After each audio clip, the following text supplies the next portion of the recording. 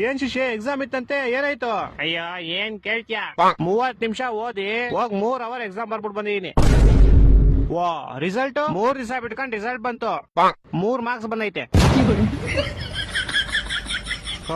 ಆಮೇಲೆ ನಮ್ಮಪ್ಪ ಮಾರ್ಕ್ಸ್ ಗಳನ್ನ 3 ನಿಮಿಷ ನೋಡಿ 3 ಅವರ್ ನಂಗೆ ಬೆಲ್ಟಲ್ಲಿ ಹೊಡೆದ್ರು. ನಿಂಗ್ ಲೈಫ್ ಅಲ್ಲಿ 3 ಅನ್ನೋದು ತುಂಬಾ ಆಗ್ಬರುತ್ತೆ ಅನ್ಸುತ್ತೆ. ಸಾಮಾನು ನಂಗ್ ಲೈಫ್ ಅಲ್ಲಿ ಏನೇನ್ ಕೆಟ್ಟೋಯ್ತು ಎಲ್ಲ ಹೋಗ್ಲಿ ಅಂತ 3 ನಿಂಬೆಹಣ್ಣು ತಗೊಂಡು ನಂಗ್ 3 ಸಲ ದೃಷ್ಟಿ ತಕೊಂಡು ರೋಡ್ಗೆ ಎಷ್ಟೇ ಅಪ್ಪ. ಯಾರೋ ಒಬ್ಬ ಬೈವರ್ಸಿ ಅವ್ನ ಬೈಕ್ ನ ನಿಂಬೆಹಣ್ಣು ಮೇಲೆ ಹತ್ತಿಸ್ಬಿಟ್ಟು ಸ್ಕಿಡ್ ಆಗಿ ಅವ್ನ ಬೈಕ್ ನ ತಗೊಂಡೋಗಿ ಸೀದಾ ಕಂಬಕ್ಕಿಟ್ಟ. ಬಿಡು ಹೋಗ್ಲಿ, ನಿನ್ ಕೆಟ್ಟದೆಲ್ಲ ಆಕ್ಸಿಡೆಂಟ್ ಅಲ್ಲಿ ಹೋಯ್ತು ಅನ್ಕೋ. ನಾನು ಹಂಗೆ ಅನ್ಕೊಂಡ್ ಆರಾಮಾಗಿದ್ದೆ ಅಪ್ಪ. ಆದ್ರೆ ಆ ಗೋಳಿ ಮಗ ಮೂಲಲಿರೋ ಅಂಗಡಿಗೆ ಹೋಗ್ಬಿಟ್ಟು ಯಾರ್ ನಿಂಬೆಹಣ್ಣು ಇಸಿದು ಅಂತ ಕ್ಯಾಮ್ರಾದಲ್ಲಿ ಚೆಕ್ ಮಾಡ್ಕೊಂಡು ನಮ್ಮ ಮನೆಗೆ ಬಂದ್ 3,000 ರೂಪಾಯಿ ಇಸ್ಕೊಂಡು ಹೋದ. ನಮ್ಮ ಅಪ್ಪ ಅದೇ ಬೆಳ್ತಾವ್ ಇನ್ನೂ 3 ಅವರ್ ಹೊಡೆದ್ರು.